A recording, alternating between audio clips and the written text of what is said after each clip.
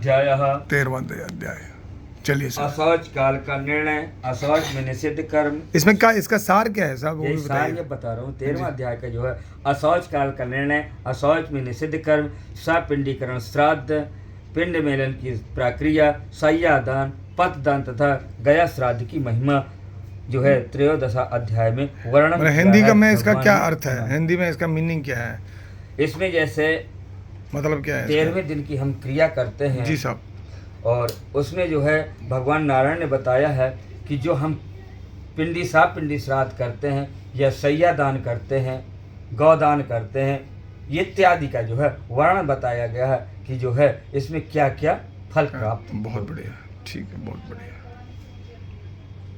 सापिंडी श्राद्ध, सूदक निर्णय, शैया दान वर्णन। इसलिए आप गरुड़ जी पूछेंगे। गरुणवाच्यः गरुड़वाच्य। सापिंडन विधिं ब्रूहि सूतिकस्य च निर्णयं शय्यापादानं सामग्रीं तेषं च महिमां प्रभो।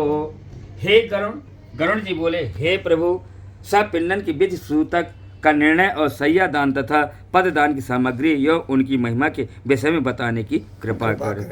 श्री भगवान वाचः श्रवता च प्रवक्ष्यामि सापिंड्यादखिलां क्रियां प्रेतिनां परित्याज्य यया पितृगणे विशेषत नापिंडो मिलितो ह्यसां पितामह शिवादिषु नौपतिष्ठन्ति दानानि पुत्रदायानने कदा। श्री हरि ने कहा, हे गरुड़, सापिंडीकरण यदि संपूर्ण क्रियाओं के विषय में बतलाता हूँ जिसके द्वारा मृत प्राणी प्रेत नाम को छोड़कर पितृगण में प्रवेश करता है। अच्छा। उसे सुनो। जिनका पिंड रुद्र स्वरूप पितामह आदि के पिंडों से नहीं मिला दिया जाता है, उनको पुत्रों के द्वारा दिए गए अनेक तरह के दान प्राप्त नहीं होते। जब तक सापिंडी श्राद्ध नहीं होता है तब तक आप कुछ भी दान करें प्रेत को नहीं प्राप्त, और उसको मिलाना भी होता है फिर पितरों के साथ में। जिस पुत्र ने सापिंडी श्राद्ध नहीं किया वह पुत्र हर समय अपवित्र रहता है। समझिए मेरी बात को। जिसने जो अपने माता पिता का सापिंडी श्राद्ध नहीं किया है वो पुत्र जो है हमेशा अपवित्र रहता है और उसके सूतक की निवृत्ति भी नहीं होती। इसलिए सूत काल में पुत्र सापिंडी श्राद्ध करें। अब मैं तुम्हें जिस वर्ण में जैसा सूतक लगता है वह बताता हूँ। 10 रात्र में ब्राह्मण, 12 दिन में क्षत्रिय, 15 दिन में वैश्य और 1 माह में शूद्र पवित्र होते हैं। समझ लिया आपने जी। कहते हैं साकुल्य को 3 रात्रि, गोत्रज को स्नान मात्र का सूतक है, 4 पीढ़ी में 10 रात्रि का और 5वीं पीढ़ी में 6 रात्रि का, 6ठी पीढ़ी में 4 रात्रि का और 7वीं पीढ़ी में 3 दिन का सूतक होता है। 8वीं पीढ़ी में 1 दिन का और 9वीं पीढ़ी में 2 प्रहर का, 10वीं पीढ़ी में केवल स्नान मात्र का ही सूतक होता है। कहते हैं पीढ़ी हो गया भाई कि आपके जो मतलब जनरेशन, आपके मतलब ग्रैंडफादर, फिर उनके ग्रैंडफादर, वो पिताजी के पिताजी हो गए, वो हो गया पीढ़ी। ये हमारी पीढ़ी दर पीढ़ी है। वो नहीं बोलते पितरों को आप दे दो तो वही होता है। 4 पीढ़ी के पितर लेते हैं, पिता पितामह, प्रापिता, वृद्ध पितामह। इसी तरह उन्होंने 10 पीढ़ी तक का वर्णन किया है कि जो है पहली पीढ़ी में इतने दिन का सूतक है, दूसरी पीढ़ी में इतने दिन का, तीसरी पीढ़ी में इतने दिन का, चौथी पीढ़ी में इतने दिन का।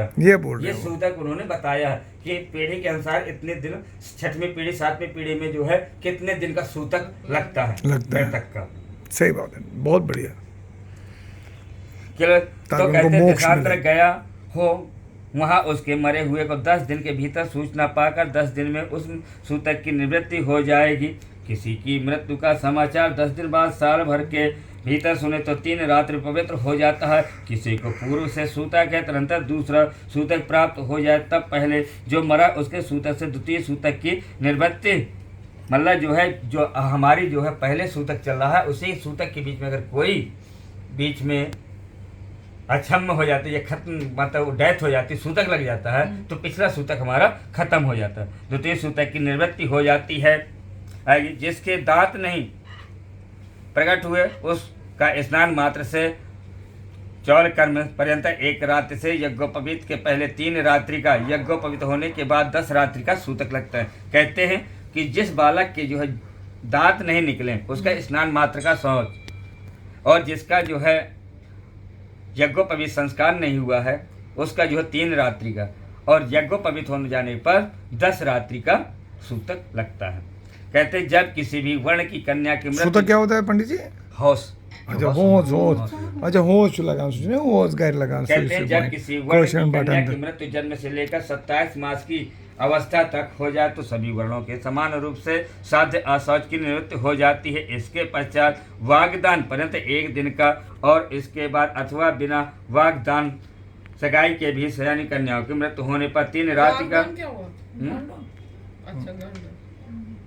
कहते हैं सगाई के भी सयानी कन्याओं की मृत्यु होने पर 3 रात्रि का अशौच होता है। ये निश्चित वागदान के पश्चात कन्या की मृत्यु होने पर पितृकुल और वरकुल दोनों को 3 दिन का तथा कन्यादान हो जाने पर केवल पति के ही वंश में अशौच होता है। 6 मास के अंतर गर्भस्राव हो जाने पर जितने माह का गर्भ होता है उतने ही दिनों में शुद्ध होती है। वागदान क्या होता है? साथ ही जैसे एंगेजमेंट वागदान છે ને ઓલા કે કૃષ્ણ ભગવાન તો રાધા કર્યો પછી रुक्मिणी से करो वागदान होता है कसम दुरी छो जैसे आपके रिंग सेरेमनी हो गई।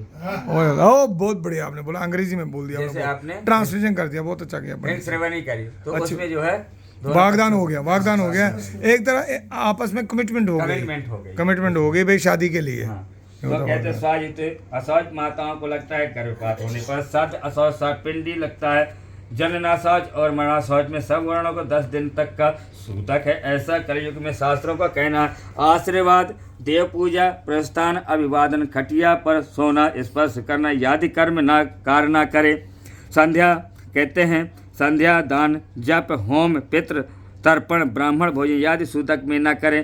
जो लोग नित्य नैमित्तिक काम कर्मों को सूतक में करते हैं उनके किए हुए सब कर्म नष्ट हो जाते हैं। व्रतादि को करने वाले महामंत्र जपी और श्रोताग्नि होत्री ब्रह्मनिष्ठ याति राजा इन सबको सूतक नहीं लगता है। कहते हैं विवाह उत्सव अथवा यज्ञ में मरणाशौच हो जाने पर उस अशौच की प्रवृत्ति के पूर्व बनाया हुआ अन्न भोजन करने योग्य होता है। ऐसा मनु ने कहा। सूतक न जाने के कारण जो व्यक्ति सूतक वाले घर से अन्यादि कुछ ग्रहण करता है वह दोषी नहीं होता, किंतु याचक को देने वाला दाता दोषी। ये क्या कह रहे हैं मनु ने कहा है? तो ये मनु का कहा हुआ है या वो उन्होंने अपने नारायण जी का बोल रहे हैं? मनु बीच में कैसे आ गया? देखिए ऐसा है सूत जी ने जो है कहीं कहीं मनु को भी घुसेड़ दिया है। अच्छा मनु एक सूतक वाच है। अच्छा सूतक वाच है उसे जो है बीच में लगा दिया। तो ग्रहण वाला ग्रहण जो करे उसका पाप नहीं मिलता है, जो देता है उसको पाप चढ़ता है। देखिए कहते हैं कि सूतक न जाने के कारण अच्छा, मैं फिर से दोहरा देता हूँ।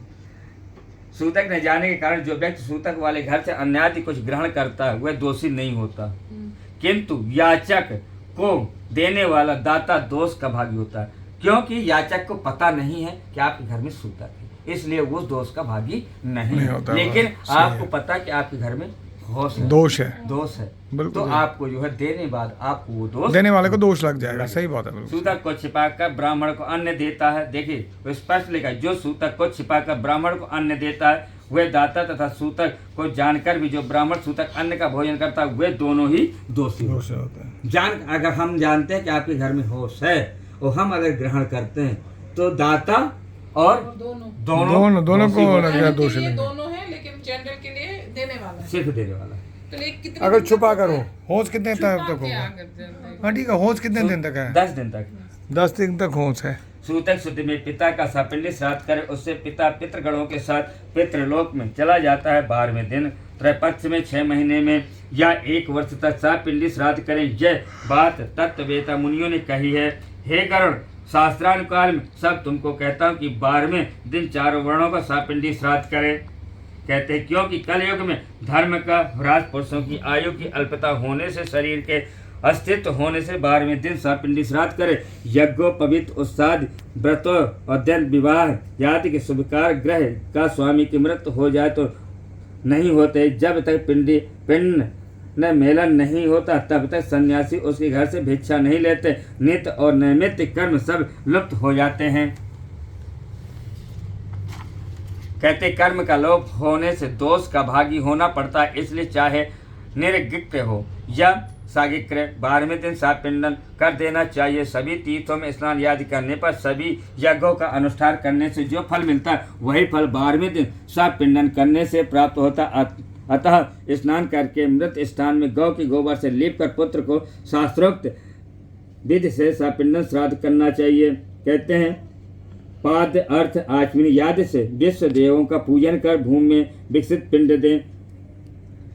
हाथ का प्रक्षालन कर आचमन करे। पितामह, प्रापितामह, वृद्ध पितामह, इन तीनों को वस, रुद्र, अर्घ इस अनुक्रम से 3 पिंड दें। चतुर्थ पिंड मृतक को देना चाहिए। तदनंतर चंदन, तुलसी पत्र, धूप, दीप, नावेद, पान, सुपारी, वस्त्र, दक्षिणा याद से पूजन करनी चाहिए। तो सुपारी भी देनी है? उस टाइम सुपारी भी थी क्या? पान सुपारी आपने अभी बोला लोकल ना? में हमें पान सुपारी लौंग इलायची चलती है। आप में अच्छा। कश्मीरी पूजा में नहीं चलती, बाकी हमारे सब में चलती है। अच्छा, बाकी सब में चलती है पान सुपारी। अच्छा, सारा इलायची भी चलता है। अच्छा, हमारे कहते कश्मीर में हैं नहीं चलती है। ठीक कि है। सुवर्ण सालका से उत्प्रेटादि का 3 भाग कर उन दोनों को पिता महादिन 3 पिंड में मिला दे। हे गरुड़, यदि माता का देहांत हो जाए तो उसका भी इसी प्रकार करें। पितामही आदि को पितामही, प्रापितामह, वृद्ध पितामही नाम से मत है। जिसके पिता की मृत्यु हो गई और पितामह जीवित हो उसे प्रापितामह आदि पूर्व पूर्वजों को 3 पिंड प्रदान करने चाहिए और पितृपिंड को 3 भागों में बांटकर उन्हीं के साथ मिला दें। माता की मृत्यु हो जाने पर पितामही जीवित हो तो माता के सापिंड श्राद्ध में भी पितृ सापिंड की तरह प्रापितामही याद से मातृपिंड को मिलाना चाहिए। यह पितृ पिंड के श्री हरि के पिंड में और मातृ पिंड को महालक्ष्मी के पिंड में मिलाएं। पुत्रहीन स्त्री का सापिंड श्राद्ध उसके पति को करना चाहिए और उसका सपिंडीकरण उसकी सास के साथ करना चाहिए। एक मातानुसार विधवा स्त्री का सपिंडीकरण पति, स्वास ससुर और वृद्ध ससुर के साथ करना चाहिए। हे गरुड़, यह मेरी राय नहीं है। विधवा स्त्री का सपिंड पति के साथ होने लायक है। हे केशव, यदि पति और पत्नी एक ही चिता पर आरूढ़ हुए हों तो तृण को बीज में रखकर स्वासुर आदि के पिंड के साथ स्त्री के पिंड का मेलन कराना चाहिए। कहते हैं प्रथम में एक ही पुत्र पिता के नैमित्त पिंडदान आदि तथा स्नान कर माता का सपिंडीकरण करें। जो स्त्री 10 दिन के अंदर अग्नि में जलकर सती हो जाए तथा तब तो इस स्त्री के पति के दिन के साथ ही पिंडदान सय्यादान होंगे। हे गरुड़, सब पिंडन कर पितृ तर्पण मंत्रों द्वारा स्वाहाकार का उच्चारण करना चाहिए। अतिथि को भोजन कराएं और अंत्यकाल को हमेशा करें जिससे पितर मुनि देव दानव आदि तृप्त होते हैं। 1 ग्रास प्रमाण का नाम भिक्षा, 4 ग्रास को पुष्कर, 4 पुष्कर को हंतकर। कहते हैं सापिंडी श्राद्ध के दिन चंदन छत से ब्राह्मण के चरणों की पूजन कर अक्षत तीर्थ दान करें। बहुत बढ़िया। वर्ष भर जीविका निर्वाह करने योग्य घी, अन्न, स्वर्ण, चांदी, सुंदर गौ, घोड़ा, हाथी, रथ और भूमि को आचार्य को दान करना चाहिए। इसके पश्चात स्वस्ति वाचन पूरक मंत्रों से कुमकुम, अक्षत और नैवेद्यादि के द्वारा ग्रहों, देवी और गणेश जी की पूजन करनी चाहिए। इसके पश्चात आचार मंत्रोच्चार करते हुए यजमान का अभिषेक करें और हाथ में रक्षा सूत्र बांधकर मंत्र से पवित्र अक्षत प्रदान करें। तदनंतर तरह तरह के मिष्टान से ब्राह्मणों को भोजन कराकर जल से पूर्ण दक्षिणा, लड्डू सहित 12 घड़े प्रदान करें। अनुक्रम से ब्राह्मण जल स्पर्श, क्षत्रिय आयुर्ध स्पर्श, वैश्य चाबुक, शूद्र दंड स्पर्श करे तो पवित्र हो जाते हैं। इस प्रकार सपिंडन कर कर्ता पहने हुए वस्त्रों का त्याग कर सफेद वस्त्र पहनकर सैया दान करें। सैया दान की इत्यादि देवता प्रसन्न करते हैं, इसलिए मृत्यु पर तथा जीवन काल में अवश्य करें। कहते हैं सुंदर लकड़ी की सैया, अच्छे बेल बूटे, रेशमी धागे से गुथी हुई स्वर्ण के पात्रों से सुशोभित करें। ऐसी खटिया का कोमल सफेद रुई से भरा हुआ गद्दा, उसके ऊपर सुंदर तकिए रखे हों, उन पर सफेद वस्त्र ढका हुआ हो, उसके ऊपर सुगंधित फूल स्थापित हों। कहते हैं वह सुंदर बंधनों से भली प्रकार बंधी हुई हो और पर्याप्त विशाल हो तथा सुख प्रदान करने वाली ऐसी सैया को बनाकर कुसिया दरी चादर युक्त भूमि पर रखें। उस सैया पर चारों ओर छाता, चांदी का दीपालय, चंवर, आसन और पात्र, झाड़ी या कलश, गड़ुआ, दर्पण, 5 रंगों से निर्मित चंदुआ तथा सैनोपय और सभी सामग्रियों को यथा स्थान पर स्थापित करें। उस सैया के ऊपर सभी प्रकार के आभूषण, आयु तथा वस्त्र से युक्त स्वर्ण की श्री लक्ष्मी नारायण की मूर्ति स्थापित करें। तदनंतर सौभाग्यवती स्त्री के लिए सैया पर काजल, इंगूर, रोली, वस्त्र, आभूषण आदि सब दान करें। ऐसी सैया को तैयार कर स्त्री सहित एक ब्राह्मण का बंद पुष्पादि से पूजन कर कान और अंगुली के आभूषण याद से युक्त करें। पगड़ी आदि वस्त्र पहनाकर उस मुख सैया पर लक्ष्मी नारायण देव के आगे बैठाएं। तदनंतर कुमकुम पुष्पमाला आदि से श्रीहरि और लक्ष्मी का पूजन कर लोक परलोक तथा ग्रहों का देवी का गणेश का पूजन करें। उत्तरामुख हो सुमांजलि को ब्राह्मण के समान उठ कर मंत्र बोले, हे श्री कृष्ण, तुम्हारी जैसी सया क्षीर सागर में सब काल में है, वैसी यह सया जन्म जन्म तक हमारे साथ रहे। कहते हैं इस प्रकार प्रार्थना करके ब्राह्मण और श्री लक्ष्मी नारायण को पुष्पांजलि भेंट करके संकल्प पूर्वक सभी सामग्रियों साथ व्रतोपदेशक ब्रह्मवादी गुरु को सैया का दान कर कहें, हे ब्राह्मण, इस सैया को ग्रहण करो। ब्राह्मण को दत्त कस्मा अदत्त कर्मांडो दत्त कामात कामो दाता कामः प्रतिगृहीता कामयत है, यह मंत्र कहते हुए ग्रहण करें। उसके बाद सैया पर स्थित ब्राह्मण को लक्ष्मी और नारायण की प्रतिमा को हिलाएं। इसके बाद प्रदक्षिणा और प्रणाम करके उन्हें विसर्जन करें। कहते हैं सब सामग्री सहित अति रमणीय सैया का दान करें। यदि संभव हो तो मकान भी दान करे। जीवन मकान भी दान कर ले, फिर सारा रहेगा कहाँ पर वो, फिर तो उसका बैंड बच जाएगा। मतलब ये तो आपने बहुत ही अत्याचार करने हैं साहब आपके साथ, लोगों के साथ। वो फिर कहा वो खुद ब्राह्मण को दान करने का अपना मकान ही है। फिर कुटिया में रहने जाना पड़ेगा। नहीं कुटिया भी नहीं, फिर सड़क पर रहेगा। आप क्या वो जो क्या नाम है, एक वो अपनी क्या, एक मिनट उसमें पहले कहा है क्या कहा है सब? यथाशक्ति। मतलब अगर आपकी एक शक्ति है, बहुत बढ़िया, ये अगर सही कहा आपकी आपने। शक्ति है तो आप मकान भूमि गज जो भी है वो आप दान कर सकते मकान भी कर सकते हैं। वहाँ अगर किसी को ऐसा चढ़ गया, उसको माता जी का ऐसा है, उसको लग गया भैया कि माता जी को स्वर्ग में जाएगी, वायुकुंठ धाम में जाएगी, कि अपना मकान ही दान कर लो, तो क्या वो दे देगा बेचारा? बोलेगा अपनी बीबी के साथ सारा लड़ाई करेगा, बोलेगा भाई कि ठीक है दे दो, नहीं और हमारी देगा कोई बात नहीं है, मगर जो गरीब होगा अगर वो दे देगा, गरीब देगा वो तो फिर उसको एक क्या बोलते थे, क्या छोड़े केव में रहना पड़ेगा, गुफा में रहना पड़ेगा। चलिए आगे चलिए। इसमें भाई बहुत अच्छी बात है।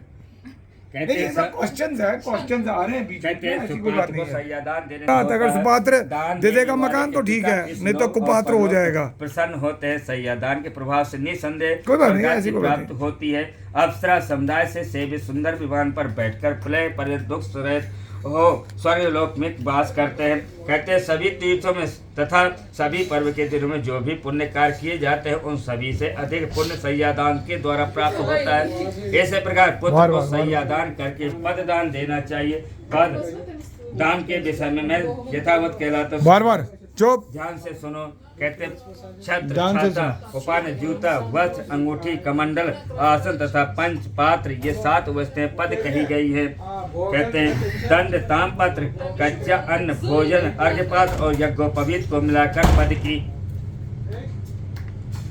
संपूर्णता होते। इसी प्रकार शक्ति के अनुसार 13 पददान की व्यवस्था करके 12वें दिन 13 ब्राह्मणों को पददान करना चाहिए।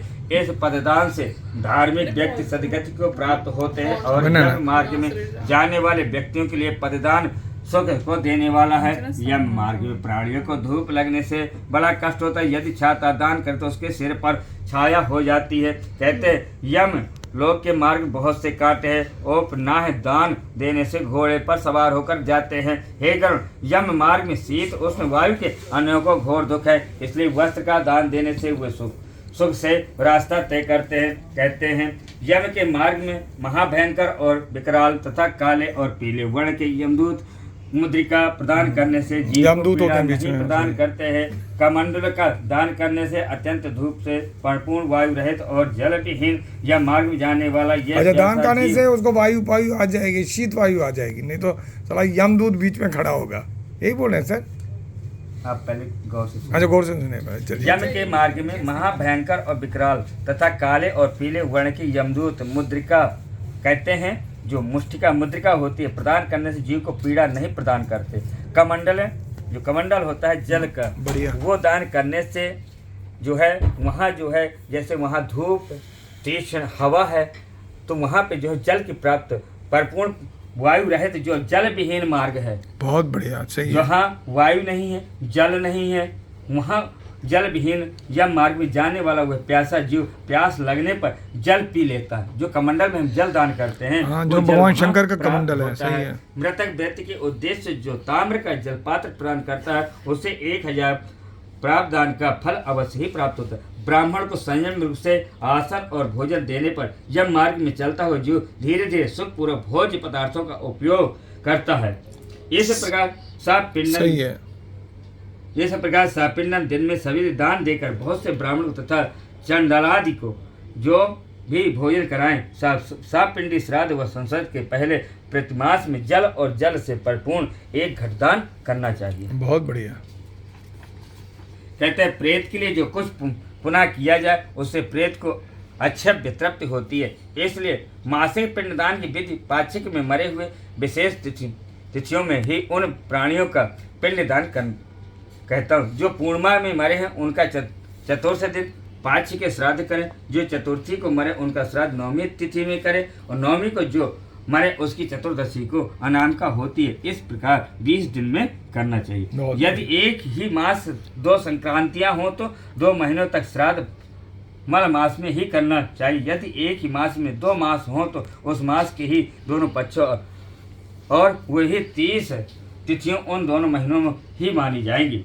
जो अधिक मास में मर जाए तो उसका वार्षिक और मासिक श्राद्ध तिथि के पूर्वार्ध भाग में करें। कृष्ण पक्ष के उत्तर भाग में मृत्यु हो तो शुक्ल पक्ष में करें, परंतु जिस तिथि को मृत्यु हो उसी तिथि ग्रहण करें। यदि अधिक मास में जिसकी मृत्यु हुई हो उसका सापिंडी श्राद्ध 12वें दिन और उसी में प्रथम मास के श्राद्ध करें। उसमें भी संवत्सर मध्य में अधिक मास प्राप्त हो जाए तो 13वें मास में मृतक की मासिक क्रिया होगी।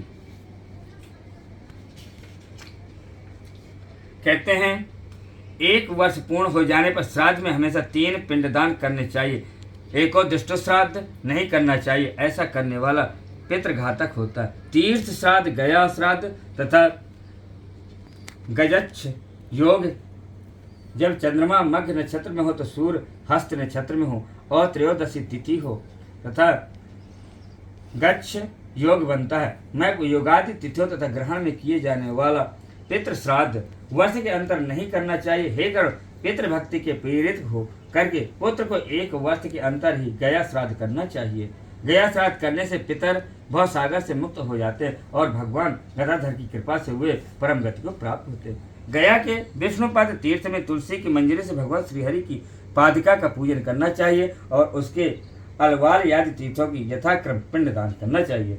जो गया मस्तक पर समीपत्र प्रमाण से पिंड दान करता है उसके 7 पीढ़ी और 101 कुल का उद्धार होता है। जो गया में जाकर श्राद्ध करे उसका जन्म सफल, उससे पिता प्रसन्न हो जाते। हे करुण इस पर कथा सुनने कलाप नगर तथा उपमन में पितरों ने मनुपुत्र इच्छांकु राजा की कथा कही थी। हे राज तुम्हारे वंश में सन्मार्ग में चलने वाले होंगे। गया में जाकर बड़ी श्रद्धा से हम गया की बहुत महत्व है। पितरों को पिंड दान देंगे। हे गरुण इस प्रकार जो क्रिया करेगा वह जीवन मुक्त होगा। भरद्वाज जी के आत्मज हुए भरद्वाज के 7 भारद्वाज हमारा ही गोत्र है। गो हत्या करने से जन्म परंपरा पाप भोग कर पितृभक्ति से मुक्त हो गए। बहुत बढ़िया। कहते हैं 7 पुत्र दशाण देश में व्याध कालजर पर्वत पर मृग सरदीप में चक्रवाक पक्षी मानसरोवर में हंस हुए। फिर कुरुक्षेत्र में वेद पाठी ब्राह्मण हुए। सब पितरों में श्राद्ध रखने से जीवन मुक्त हो गए। इसलिए जीव पितरों में भक्ति रखें क्योंकि यह लोक और परलोक में पितृ भक्ति करने से सुख मिलता है। हे गरुण अर्थ दैहिक ख्यान मैंने तुम सबको बताया।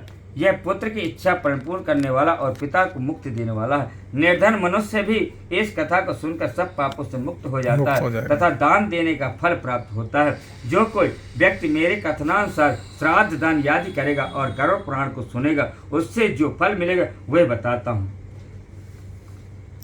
कहते हैं कि पिता उसको सत्पुत्र प्रदान करता है। पितामह उसे गौधन देते हैं। उसके प्रापितामह उसे बहुविध धन संपत्ति प्रदान करते हैं और वृद्ध पितामह तृप्त होकर विपुल अन्न आदर प्रदान करते हैं। इस प्रकार श्राद्ध से तृप्त होकर वांछित फल प्रदान करते हैं और धर्म मार्ग में धर्मराज के महलों में जाकर वे धर्मराज की सभा में आदर पूर्वक विराजमान रहते हैं। कहते हैं इस प्रकार श्री विष्णु जी से आर्धदैहिक श्राद्ध दानादि विषयक महात्म्य सुनकर गरुड़ जी को अपार हर्ष हुआ। श्रीमन्नारायण नारायण नारायण हरिमन्नारायण नारायण नारायण भजमन्नारायण नारायण नारायण हरिमन्नारायण नारायण नारायण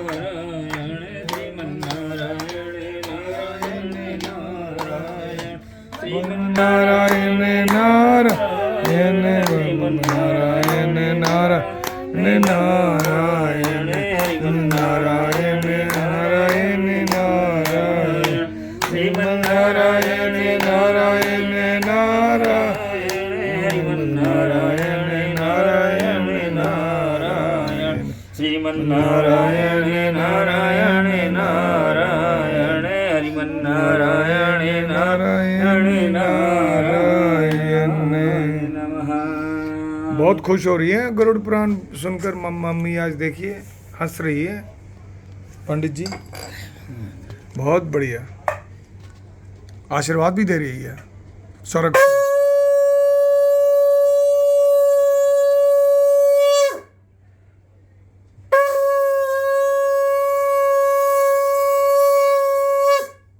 धन्यवाद, बहुत बढ़िया बहुत बढ़िया, धन्यवाद बस इतना ही सबको।